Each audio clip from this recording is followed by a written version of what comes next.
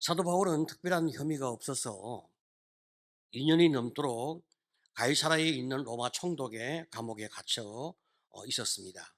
참 이 얼마나 억울한 일입니까? 특별한 혐의가 없으면 풀어주어야 하는데 총독은 바울을 석방하자고 하니까 유대인의 반항과 반발에 대한 두려움이 있었습니다. 하지만 죄 없는 바울을 계속 가두어 두려고 하니까 양심의 가책과 고통을 느끼게 되었습니다. 이 여건에 총독이 교체되어서 벨릭스의 후임으로 온 사람이 베스도 총독이었습니다. 이런 상황 가운데서 사도 바울은 로마 법정에 재판받기를 원하는 상소를 올리게 되어집니다. 그것은 자신의 로마 시민권을 이용하여서 로마 황제에게 직접 재판을 받을 수 있는 그 권리를 사용하게 되어진 거죠. 그래서 로마의 최고 법정에 상소를 한 것입니다. 일이 이렇게 전개되어지니까 총독 베스도는 왕에게 제수를 보내기 위하여 분명한 제목을 정리해서 보내야만 하는 이런 또 고민을 가지게 되었습니다. 이 즈음에 팔레스타인 북부 지역의 통치자로 있는 아그리파 왕과 그의 누이 동생이 베스도 총독을 방문하는 일이 있게 되었어요. 총독은 아그리파 왕과 함께 바울을 신문하게 되어지면 나중에 황제에게 보고를 하게 되어질 때 그 보고서에서 책임을 함께 나눌 수 있는 그런 기회가 주어지니까 아그리파 왕을 이용하여 함께 바울을 이제 신문하고 재판하는 이 일을 하는 것이 좋겠다 하는 생각이 들게 되었습니다. 그래서 아그리파 왕과 함께 재판을 하게 되어진 거죠. 25장 25절 이하를 보게 되어지면 내가 살피건대 죽일 죄를 범한 일이 없더이다. 그러나 그가 황제에게 상소한 고로 보내기로 결정하였나이다. 그에 대하여 황제에게 확실한 사실을 알릴 것이 없으므로 신문한 후 상소할 자료가 있을까 하여 당신들 앞, 특히 아그리파 왕 당신 앞에 그를 세웠나이다. 그 제목도 밝히지 아니하고 죄수를 보내는 것이 무리한 일인 줄 아나이다 하였더라. 이제 법정 앞에 선 사도 바울은 아그리파 왕을 향하여 자신의 무지함을 변명하게 되어진 거죠. 지금 바울이 재판을 받고 있는 죄목이 무엇입니까? 그 죄목은 예수를 믿는 것이 죄가 되느냐, 죄가 되지 않느냐 하는 죄목입니다. 참 독특하고 특이한 재판을 지금 받고 있는 거죠. 이 문제를 풀기 위해서는 예수가 누구인지를 알아야 되고 또 이 바울이 어떻게 예수를 만났는가 하는 과정을 또 추적을 해야 되고 더 나아가서 예수를 따르는 사람은 누구를 믿으며 무엇을 믿는가 하는 이 문제를 다루어야 하는 거예요. 바울은 이 문제를 이제 설명하면서 예수의 하나님 되심과 그의 십자가의 죽으심과 부활 그리고 재림의 소망을 이제 말하게 되는 거예요.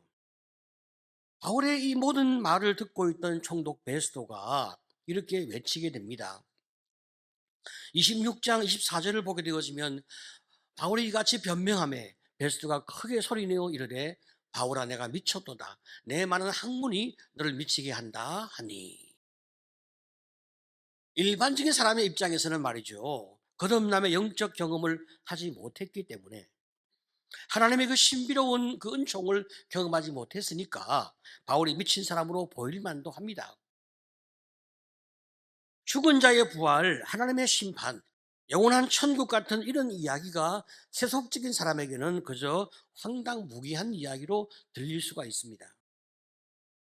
믿음이 없이 세상을 보게 되어지면 세상은 아주 간단하죠. 태어나서 먹고 마시며 살다가 죽는 거예요. 이게 전부 다입니다. 하지만 인간에게는 육체 말고 영혼이 있고 이 땅의 짧은 인생이 전부 다가 아니라 영원한 나라가 그 영생이 우리를 기다리고 있단 말이죠. 예수를 믿게 되어지면 예수와 함께 영원한 천국에서 영생하게 되어지지만 예수 믿지 않는 자에게 안타깝게도 영원한 저주와 지옥이 그를 기다리고 있으니 이 얼마나 무서운 일입니까? 세상의 가치관, 땅의 가치관으로 살던 베스도 총독이나 아그리파 왕의 눈에는 바울이 마치 미친 사람으로 보일 수 있어요. 여러분, 우리 예수님도 한때는 미쳤다 이런 소리를 들은 적이 있죠. 요한복음 10장 20절을 보게 되어지면 그가 귀신 들려 미쳤거늘, 혹은 마가복음 3장 21절에 예수의 친족들이 듣고 그를 붙들러 나오니 이는 그가 미쳤다 함이러라. 예수님이 우리를 미치도록 사랑하지 않았다면 우리를 위해서 십자가의 목숨을 내어 주기가 얼마나 어려웠겠습니까? 하나님은 우리를 미치도록 사랑하지 않았다면 독생자 예수를 어떻게 죄인을 위해서 내어 줄 수가 있겠습니까? 바울은 한때 학문과 유대 종교에 미친 적이 있었습니다. 그러나 지금 학문과 유대 종교가 아니라 오직 예수에게 미쳐 있음을 그 자신도 고백을 하고 있습니다. 고린도후서 5장 13절을 보게 되어지면 우리가 만일 미쳐서도 하나님을 위한 것이요 정신이 온전하여도 너희를 위한 것이니, 지금 바울의 눈에는 말이죠 온통 예수밖에 보이지 않는단 말이죠. 그 예수의 눈으로 예수의 마음으로 영혼을 바라보니까 예수 믿지 않는 자에 대한 그 영원한 저주와 심판에 대한 그 불타는 가슴을 억제할 수가 없는 거죠. 여러분, 사람은 어차피 무엇인가 미쳐야 행복하게 삽니다. 그리고 열심히 삽니다. 사람은 무엇인가에 미쳐야 자기 나름대로 행복한 그 맛을 느끼며 사는 거예요. 만약에 말이죠, 어떤 사람이 중독에 미쳤습니다. 그러면 그 순간은 정말 짜릿한 행복을 느끼는 거예요. 중독의 순간은. 그 다음이 문제죠. 그 다음에 그를 따라오는 것이 바로 파괴와 죽음이니까 참 얼마나 그 인생이 참 비참하겠습니까? 하지만 예수에게 미치면 미칠수록 우리의 삶이 더 좋아지는 축복이 임한단 말이죠. 왜 그렇습니까? 예수님은 인격적인 하나님이시니까 그분께 가까이 가면 갈수록 우리의 삶이 더 인격 충만, 성령 충만, 능력 충만으로 주님이 우리의 삶을 만들어 주시니 우리의 삶이 더 좋아지는 거예요. 예수에게 미쳐 사시기를 축복합니다. 가장 아름다운 사람이고 가장 건강한 사람이고 가장 영적인 사람이란 말이죠. 이 얼마나 멋진 인생입니까? 이 사도 바울은 정말로 예수에게 미치고 사명에 미친 사람이었으니까 그 총독의 기세에 압도를 당하지 않습니다. 오히려 총독을 향하여 부드럽게 도전을 하죠. 26장 25절을 보게 되어지면 바울이 이르되 베스도 각하여 내가 미친 것이 아니요 참되고 온전한 말을 하나이다. 자, 그런 다음에 바울은 이제 왕에게 관심을 집중하고 있습니다. 지금 사도 바울의 관심은 총독이 아니라 왕이었습니다. 왜냐하면 총독에게 여러 번 많은 이제 복음을 전한 그런 과거가 있기 때문에 아직 복음을 듣지 못한 아그리빠 왕과 그 누이 동생을 향하여 지금 바울은 깊은 관심을 가지고 그에게 복음을 전하며 소리를 지르고 있는 거예요. 26장 27절을 보게 되어지면 아그리빠 왕이여 선지자를 믿으시나이까? 믿으시는 줄 아나이다. 이 바울의 말이죠. 이 말들은 정말 진실과 사랑과 열정을 담고 있으니까 이 바울의 말은 굉장한 감동과 충격을 아그리빠 왕에게 주게 되어지는 거예요. 사실 왕은 사도 바울의 간증과 설교에 깊이 감동받았고 이 감동 때문에 그가 예수를 영접하는 결단을 했으면 그의 인생에 얼마나 큰 참 행복이 따라왔겠습니까?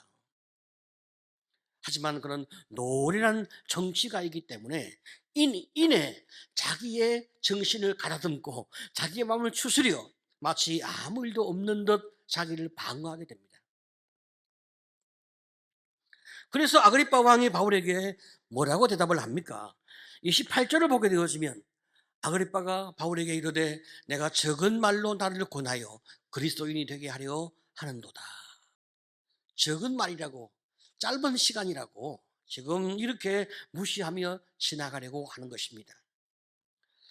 이쯤 되어지면 많은 사람들은 포기할 법도 하고 내가 할 만큼 했으니까 네가 알아서 해라. 뭐 나중에 심판 받는 건 네 몫이니까 내가 어쩌겠냐. 뭐 이럴 수도 있는데 사도 바울은 포기하지 않습니다. 그리고 뭐라고 외칩니까? 29절을 보게 되어지면 바울이 이르되 말이 적으나 많으나 당신뿐만 아니라 오늘 내 말을 듣는 모든 사람도 다 이렇게 결박된 것 외에는 나와 같이 되기를 하나님께 원하나이다 하니라. 자, 여러분, 참 이 얼마나 대단한 말입니까? 다 나와 같이 되기를 원한다. 응? 지금 내가 누리고 있는 예수로 말미암은 영생과 평안과 기쁨과 형통함과 축복을 나와 같이 누리기를 원한다. 하늘의 그 기쁨을 맛보지 아니한 사람, 예수와 함께 그 삶의 축복을 누리지 아니한 사람이 어떻게 이 말을 할 수가 있겠어요? 다 나와 같이 되기를 원한다. 무슨 뜻을 담고 있습니까? 저는 이 아침에 크게 두 가지 정도 이제 여러분과 함께 생각해 보려고 하는데, 사도 바울처럼 예수를 믿고 구원받는 사람이 되는 것, 그것이 아마도 사도 바울이 1차적으로 원하는 것이 아닐까. 예수를 만나기 전에 바울은 어땠습니까? 그 사람은 흑암의 권세에 붙잡혀 있는 사람, 예수 믿는 사람을 잡아 죽이는 것이 자기가 해야 할 평생의 사명이라고 생각하며 그 일에 목숨을 걸었던 사람, 영원한 저주와 심판이 그 위에 머물러 있는 사람, 바로 이 사람이 예수 만나기 전에 사도 바울이었단 말이에요. 그런데 그가 살아계신 예수를 만났습니다. 바울을 만난 그 예수님의 은혜와 사랑과 축복 때문에 이 바울이 거듭나서 자신의 죄와 악에 대하여 땅을 치며 웁니다. 그리고 그는 한평생 회개의 삶을 살았습니다. 핍박자가 이제는 전도자로 그 인생이 바뀌는 삶의 기적이 일어나게 됩니다. 예수를 미워하고 예수를 박해하던 그 원수 같은 사람이 바뀌어서 예수의 종이 되었고 예수의 사랑의 노예가 되었단 말이죠. 그래서 그런 예수 믿는 사람을 잡아 죽인 자신의 그 많은 죄를 기억하면서 예수를 믿도록 하기 위하여 내가 어떤 핍박을 받아도 그것은 나에게 영광이요 축복이요 은총이라고 믿는 그런 뜨거운 마음을 가지게 되는 거예요. 바로 이것이 그의 행복이었고 그의 영광이었으며 그의 은혜였습니다. 나는 구원받았습니다. 나는 정말 예수로 말미암아 이제는 전도자가 되었습니다. 얼마나 행복합니까? 그래서 그는 담대히 외치는 거예요. 왕이여, 당신도 나처럼 예수 믿고 새로운 사람이 되십시오. 총독이여, 당신도 예수 믿고 새로운 사람이 되십시오. 이렇게 자기의 온 힘을 다하여 외칠 수 있는 은혜를 입게 되었단 말이죠. 오늘 여러분 세상을 향하여 담대하게 사는 여러분 되시기를 축복합니다. 아멘. 두 번째로 나와 같이 되기를 원한다라고 하는 이 메시지는 말이죠, 사실 하나님만 의지하라 하는 메시지인데 사람들은 말이죠 힘의 근원이 땅에 있다고 생각한단 말이죠. 그래서 열심히 세상을 추구하는 거예요. 그런데 진정한 힘의 근원은 어디에 있습니까? 하나님께 있단 말이죠. 그러니까 하나님만 의지하는 것이 축복이란 말이에요. 사람들, 특별히 우리 남성들은 말이죠 힘과 능력과 권력을 추구하는 것에 많은 관심을 가지고 있어요. 바울은 진정한 권력자이며 진정한 능력자이신 창조주 하나님, 전능하신 하나님을 바라보며 나의 왕, 나의 주라고 고백하는 은혜를 입게 되어진 거죠. 세상을 통치하는 분이 누구이며 세상을 이끌어가는 분이 누구인가 분명히 알았기 때문에 그는 그 하나님을 향하여 머리 숙임이 엎드려지는 거예요. 나의 진정한 왕은 하나님이시다. 인생의 진정한 왕은 하나님이시다. 그래서 그 하나님을 믿고 그 하나님만 의지하라. 바로 그것이 축복이라고 외치게 되는 거예요. 지금 아그리파 왕은 팔레스타인 지역의 왕입니다. 그 땅에는 힘 있는 이제 여러 많은 사람이 있을 수 있지만 그 중에서도 제일 강력한 힘을 가지고 있는 사람이 왕이 아니겠습니까? 그래서 그는 힘의 근원이 세상에 있다. 또 아그리파 왕이 팔레스타인 북부 지역을 통치할 수 있도록 임명해 준 사람은 로마 황제거든요. 그러니까 로마 황제 앞에 그는 또 머리를 숙이고 계속 그가 이 땅을 통치하는 자가 되기를 원하는 마음으로 로마 황제에게 얼마나 많은 충성과 헌신을 보이겠습니까? 하지만 그 모든 허락은 다 하나님이 하시는 거란 말이에요. 이 비밀을 우리가 알아야 되거든요. 이 땅에 힘의 권한이 있지 아니하고 사람에게 힘의 권한이 있지 아니하고 총과 칼에 힘의 권한이 있지 않다는 거예요. 그리고 더 나가서 사탄에게도 힘의 권한이 있지 않단 말이죠. 하나님이 잠시 사단이 세상을 흔들 수 있도록, 세상에 있는 사람들을 유혹할 수 있도록 하나님이 잠시 허락을 하니까 사탄이 힘을 쓰게 되는 거지, 모든 것은 하나님의 은총 아래 있단 말이에요. 자, 그러니까 그가 아무리 대단한 권력자라 하더라도, 그가 아무리 돈이 많은 부자라 할지라도 이 땅에서 내 스스로 무엇인가 할 수 있는 것은 아무것도 없는 거예요. 이걸 깨달아야 되거든요. 하나님이 오늘 부르시면 모든 게 다 끝나는 거고, 하나님이 심판하시면 세상이 다 없어지는 것인데, 지금 이 원리를 모르니까 그냥 힘의 근원이 다른 곳에 있다고 자꾸 착각을 하게 되는 거예요. 진정한 힘, 그 힘의 근원은 오직 하나님께 있기 때문에 하나님만 의지하는 성도가 되시기를 축복합니다.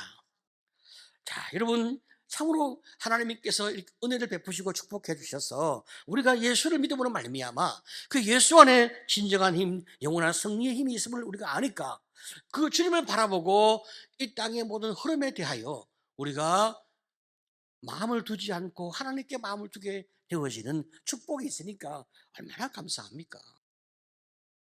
세상의 모든 역사의 흐름을 사람이 다 지배하는 것 같이 보이지만, 그러나 그 배경에 하나님의 역사하시는 당신의 손길이 진정한 통치이기 때문에 우리는 그것을 아니까 하나님의 뜻이 어디에 있는지 우리가 기도하면서 그분을 바라보는 마음으로 우리가 주님께 우리를 맡길 수가 있단 말이죠. 자, 이런 사도 바울의 선언과 외침과 그 메시지는 세상 그 무엇에도 매이지 않는 자유, 어떤 가치관에도 묶이지 않는 자유, 그리고 어떤 환경에서도 그가 가두어지지 않는 진정한 자유를 그런 마음 가운데 느끼며 사는 거예요. 바로 이것이 그리스도인의 자유이며 바로 이것이 우리의 행복이다 믿으시기를 축복합니다. 자, 그래서 말이죠, 사도 바울은 아그리파 왕을 향하여 당당하게 외치는 거죠. 이렇게 내가 결박된 것 외에는 모든 사람이 다 나와 같기를 원합니다. 이것은 인생의 승자가 아그리파 왕이 아니라 바로 사도 바울임을 만천하에 고백하는 거예요. 여러분 생각해 보세요. 한 사람은 왕이고 한 사람은 죄수입니다. 그 왕은 화려한 자주색 왕복을 걸치고 좋은 보좌에 앉아 있습니다. 그 앞에 쇠고랑을 차고 냄새나는 제수복을 입고 있는 한 제수 사도 바울이 서 있어요. 왕의 곁에는 그의 누이 동생 버니게가 번쩍거리는 보석으로 온몸을 치장을 하고 있어요. 그 곁에 진홍색 정장을 차려입은 총독과 그리고 행정장관들, 정복을 차려입은 로마의 장군들이 기자선같이 다 버티고 있습니다. 재판의 분위기를 압도하는 것 같은 그런 모습을 보여주고 있어요. 25장 23절을 보게 되어지면 이튿날 아그리빠와 버니게가 크게 위험을 갖추고 와서 천부장들과 시중에 높은 사람들과 함께 접견 장소에 들어오고 베스트의 명으로 바울을 데려오니, 지금 이 사람들이 말이죠, 대단한 왕의 위엄과 어떤 장군과 또 더 나가서 어떤 시민의 대단한 어떤 명예와 위엄을 가지고 그 자리에 앉아서 지금 바울을 압도하는 것처럼 보이지만, 외형적으로는 그렇게 보이지만, 그러나 진정한 의미에서 그 상황을 압도하는 사람은 누군가? 사도 바울이었거든요. 여러분, 우리가 참 이게 너무 감동이죠. 지금 사도 바울의 그 위험이, 그 영적인 힘이 법정을 압도하고 있단 말이죠. 바로 그것은 사도 바울의 힘이 그 자신에게서부터 나온 것이 아니라 하나님, 바로 그분으로부터 나온 하나님 자녀로서의 외침을 가지는 이 당당함에서 나온 힘이란 말이에요. 인생의 삶을 살아가다 보면 크고 작은 많은 고난을 우리가 겪게 되어집니다. 비록 우리의 삶에 힘들고 여러 많은 고난 때문에 우리가 어렵고 참 어떨 때는 너무나 곤고한 가운데 우리가 추락되기도 할 때가 있어요.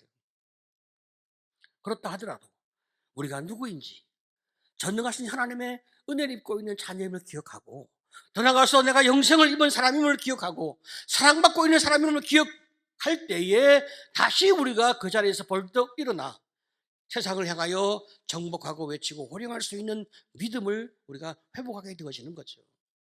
바로 이것이 성도의 축복임을 믿으시기를 축복합니다. 나와 같이 되기를 원합니다. 오늘 여러분, 우리가 이 외침을 우리 자녀에게 할 수 있다면, 우리가 이 외침을 우리 목장에서 할 수 있다면, 우리가 이 외침을 세상에 나가서 할 수 있다면, 여러분, 우리는 얼마나 멋진 인생의 길을 걷고 있는 사람인지 우리는 정말 자부심을 가져도 될 것 같습니다.